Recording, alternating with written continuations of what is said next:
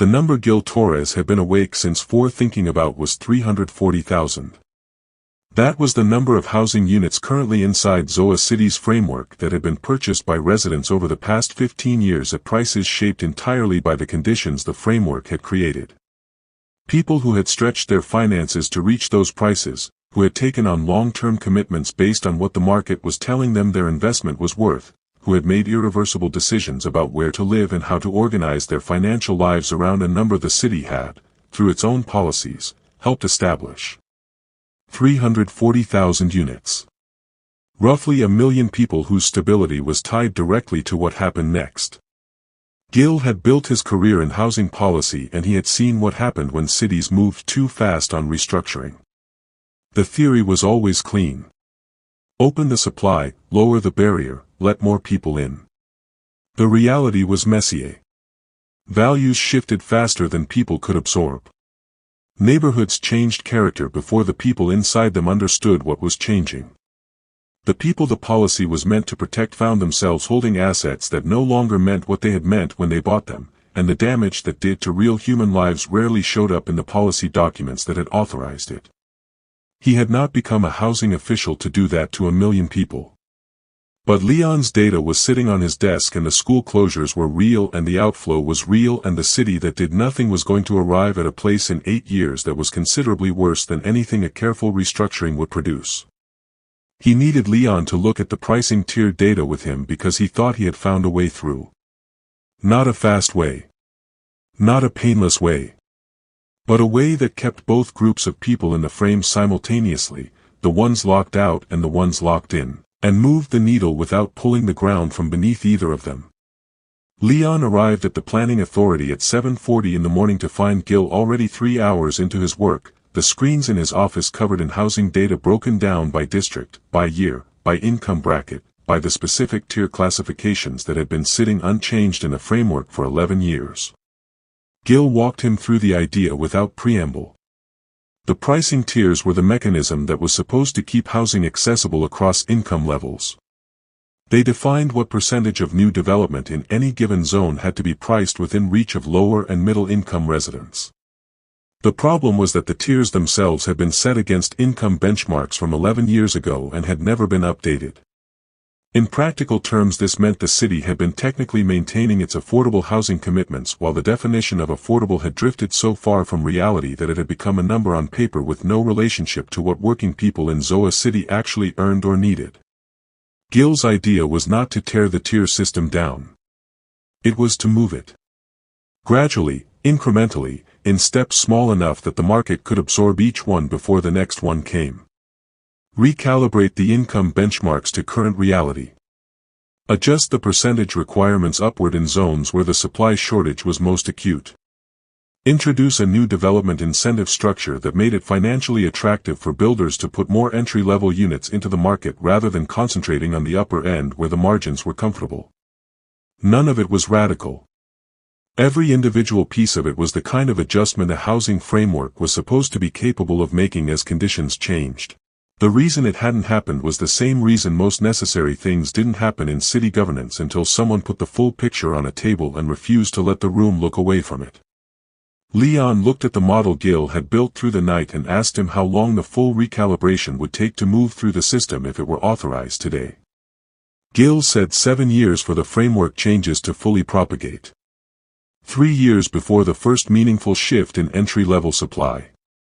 2 years before that shift showed up in the outflow data in a way Leon's population models would register. Leon sat with that for a moment. 7 years was a long time to ask a city to hold a course.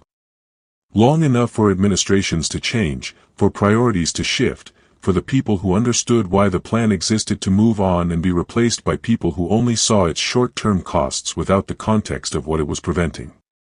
The plan needed to be built to survive that. Not just technically sound but institutionally anchored, written into the framework at a level that made reversing it require the same kind of deliberate effort that implementing it had required. He told Gil that. Gil said he knew, and that it was the part he needed help thinking through. They worked through the morning together. The public session came 6 weeks later. Solis had insisted on it.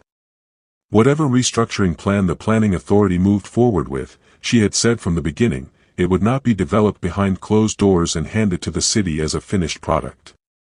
The people most affected by it deserved to be in the room before it was finalized. Not as a formality. Actually in the room, with enough information to understand what was being proposed and enough time to respond to it honestly.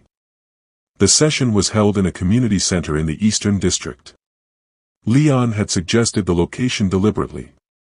It was 3 blocks from the school that had closed. The room held about 200 people and most of them were not there because they had heard about a housing policy reform and wanted to learn more about it. They were there because they had seen the barriers go up around the school and wanted someone to explain why, and because the word had spread through the neighborhood that whatever the city was planning had something to do with housing, and housing meant their homes and their homes meant everything. Leon had done enough of these sessions in his career to know that the most important thing you could do in a room like that was not explain your plan.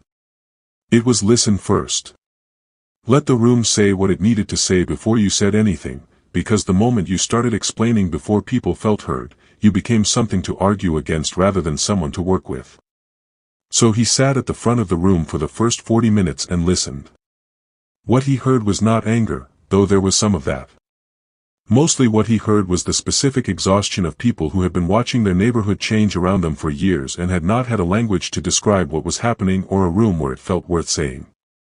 A man in his 50s who had lived in the Eastern District for 20 years talking about how half the families on his block had turned over in the last 3 years and the new residents kept to themselves, and the feeling of the street was different in a way he couldn't quite name but felt every day.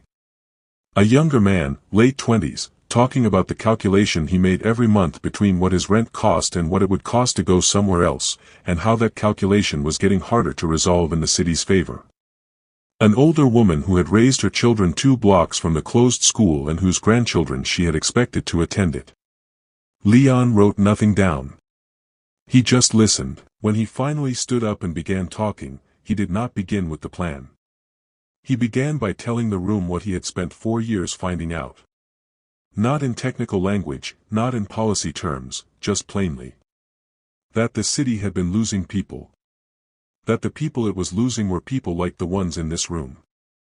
That the way it had happened was not through anyone's intention but through the slow accumulation of decisions that had each made sense on their own and had together built something that nobody had designed and nobody had wanted.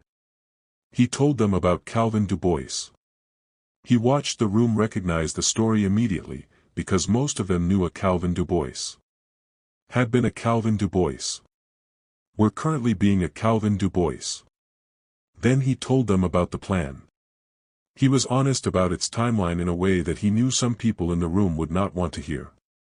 3 years before supply started shifting meaningfully. 7 years before the full framework change had worked its way through the system. He did not dress that up. He said that the problem had taken 30 years to build and was going to take time to unbuild, and that anyone who told them differently was either not being straight with them or did not understand the problem. He also told them what the plan would not do. It would not change what their homes were worth overnight. It would not disrupt the stability of people who had built their lives inside the current system. The restructuring was designed specifically to avoid that, to move at a pace the market could absorb, to bring new supply in gradually rather than flooding the market in a way that destabilized what already existed. A man near the back of the room raised his hand and asked Leon directly whether he could guarantee that. Leon told him honestly that no plan of this scale came with guarantees. That what he could tell him was that every person who had worked on the restructuring had designed it with that specific concern at the center of their thinking, that it had been modeled extensively against that risk, and that the evidence said the approach was sound. The man nodded slowly and didn't say anything else. The questions that followed were hard ones and Leon answered all of them without softening. What happened if a future administration changed the plan midway through? What happened to the neighborhoods where new development would be concentrated? Whether the incentive structure for builders was enforceable or whether it would be worked around the way incentive structures often were. He did not have a clean answer for every question. For some of them he said that the concern was real and that it was built into the monitoring protocols of the plan, that specific checkpoints at year 1, year 3, and year 5 were designed to catch exactly that kind of drift before it compounded. For others he said that the city was going to have to make a commitment and hold it, and that ultimately the accountability for that rested with the people in that room as much as with anyone in the planning authority. The session ran 2 hours over its scheduled time. When it ended, people did not leave with the satisfied resolution of a problem solved. That was not what the evening had been. What they left with was something more preliminary and in some ways more valuable. The sense that the people responsible for the city's decisions had looked at the full shape of the problem and were not pretending it was simpler than it was. That the plan they were proposing had been built by people who understood that a city was not an abstract system but a collection of human lives with real stakes attached to every number. Leon drove home through the Eastern District afterward. The streets were quiet. The lights were on in the buildings. The closed school sat dark at the end of its block, the sign still on the front of it, the name of the school still there even though the school itself was gone. He looked at it as he drove past. The restructuring plan was formally authorized by the Infrastructure Council 8 weeks later. Gil Torres was appointed to lead the implementation office. Victor Wren, in what Leon had not expected but found he was glad for, submitted a formal offer to serve on the technical advisory panel, citing the particular obligation he felt to help correct a framework he had spent 30 years building. Solis accepted the offer.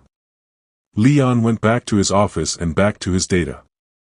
The outflow numbers for the current year were not better yet. They would not be better for some time.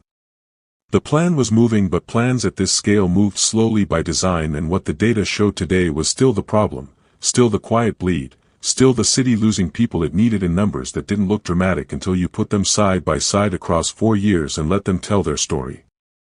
But there was a monitoring dashboard on his screen now that hadn't been there before. A live feed of the indicators the restructuring plan would move over time. Entry-level housing supply in each district. Net population change by age bracket. School enrollment figures updated quarterly. The number of new development permits filed under the restructured incentive framework. All of them flat or negative today. All of them pointed, if the plan held and the city held its course, in a different direction eventually. Leon looked at the dashboard for a moment. Then he looked out his window at the city. 4 million people going about their lives out there.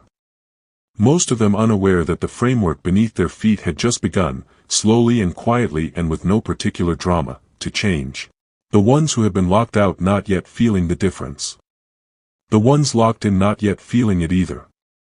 The change was happening at the level of policy documents and zoning amendments and incentive structures, invisible the way all the most consequential things were invisible until enough time had passed for them to become undeniable. Leon understood that he would probably not be sitting at this desk when the numbers finally turned. That the work he had done and the plan now moving through the system would show up in data that someone else would read, in a city that would be subtly but meaningfully different from the one he was looking at now, and that the people living in it would have no particular reason to know the story of how it had gotten there. That was how it was supposed to work. He turned back to his screen and started on the quarterly report. The city outside kept moving. A little quieter than it should have been. But not, if the people now working in the same direction had anything to say about it, as quiet as it was going to get. The first new development permit filed under the restructured incentive framework came in 11 days after authorization. A mid-sized residential project in the Eastern District, entry-level units, priced within the recalibrated tier benchmarks. It was one permit. One project. A small thing against the scale of what needed to change. Leon saw it appear in the dashboard that morning and sat with it for a moment before moving on. Somewhere in the city, Calvin Du Bois was 3 hours away, commuting in twice a week, living in a place that was not home because home had not had room for him. The permit was not going to change that today. But it was the first brick of something that might, in time, change it for the next Calvin.